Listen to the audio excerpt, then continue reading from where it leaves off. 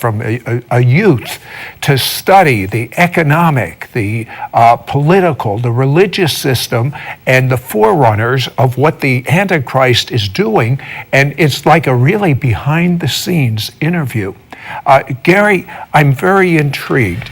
Your father was involved in fleeing from Nazism and communism. And there was, as a young boy, there was something you couldn't understand. What was it? Well, that's right. When my parents shared with me what they went through during World War II, my father fleeing from the Nazis and communists and becoming a refugee, my mother growing up under Hitler in Germany, and her father, my grandfather, being so outspoken against Hitler that the mayor of his village had to intervene on his behalf once so that the Gestapo wouldn't haul him away.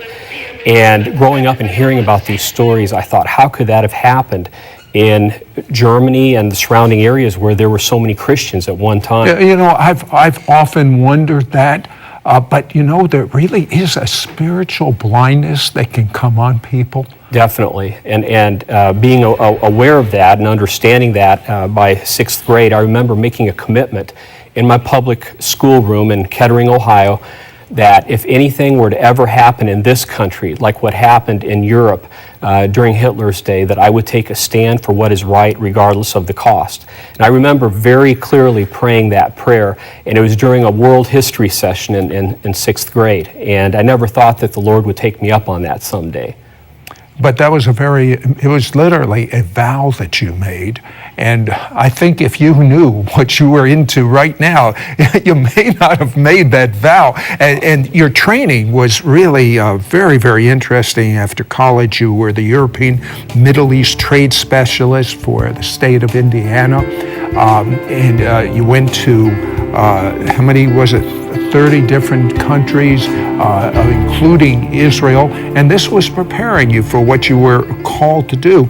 But the thing that is so fascinating to me is there was an election in Kenya, and one of the men that was running in this election, what did his followers do? Well, they went out on a rampage, and approximately 800 churches in Kenya were torched, and about 1,000 Christians lost their lives. And over here in the secular media, it was presented as being a civil unrest, but really it was a lot of persecution against Christians. Things got so bad that the government of Kenya stepped in and said, okay, in order to have peace, we'll make you, Raila Odinga, we'll make you our prime minister. And so he is now Prime Minister of Kenya, along with a president from a different party whose last name is Kibaki. So the two of them are ruling jointly. You could argue that Odinga gave $1 million for this man that literally his followers murdered over 1,000 Christians, torched hundreds of churches. And the money that came in, $1 million, according to, I've examined the sources. Who did this come out? Concerned. Do you understand that? I don't understand why the secular media is not shouting it from a rooftop.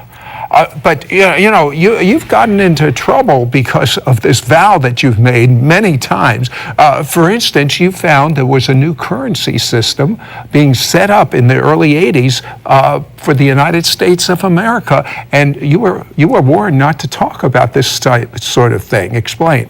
Well, back in February of 1984, I was invited. I worked under the Lieutenant Governor of Indiana at the time. I was invited along with some people from the Mayor's office of Indianapolis and also some people from Senator Richard Lugar's office to tour a manufacturing facility in Indianapolis that was planning a major expansion.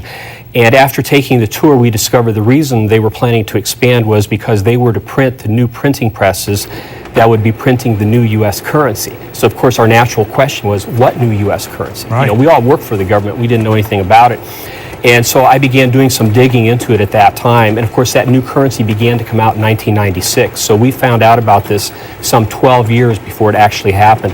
And the ultimate goal was to change a lot of the major currencies of the world, giving them common features to eventually merge everything into a single global currency system down the road.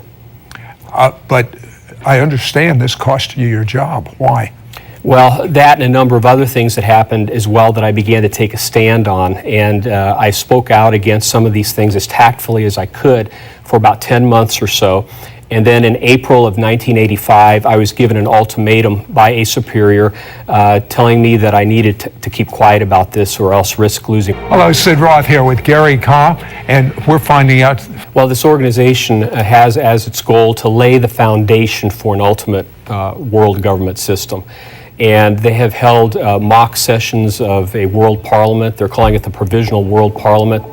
They just recently had Political type people connected with this, and they've had meetings with some of the top people in the world attending. Why hasn't the secular media covered it? I haven't heard anything about this. You know, that's a question, Sid, that I ask myself all the time. And as far as I can tell, I believe there are Association of evangelicals would join an organization of that's heretical, what you just said, based on the Bible. Yeah. Why? Well, and they did, the National Association of Evangelicals was one of 300 organizations and or individuals that signed that document.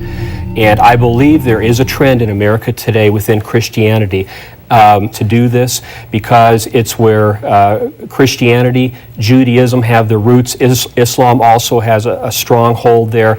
And so trying to make this happen in Jerusalem is important to them.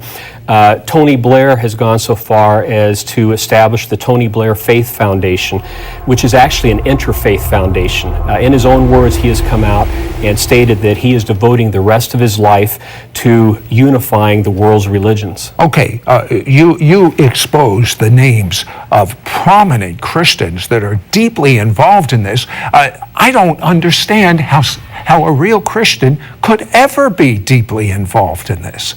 I don't either. I believe that they rationalize and justify it in the name of world peace, but I am aware of the fact that on Tony Blair's board of directors, there's a very prominent evangelical Christian whose name everyone would recognize, and also an Islamic cleric and people of other religions.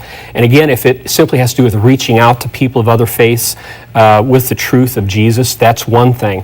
But to cooperate in building something that will eventually unify the world's religions, to me, that is a huge deception, and we should not be promoting that. Okay, according to reading the Bible on a literal basis, which I do, a temple is going to be rebuilt.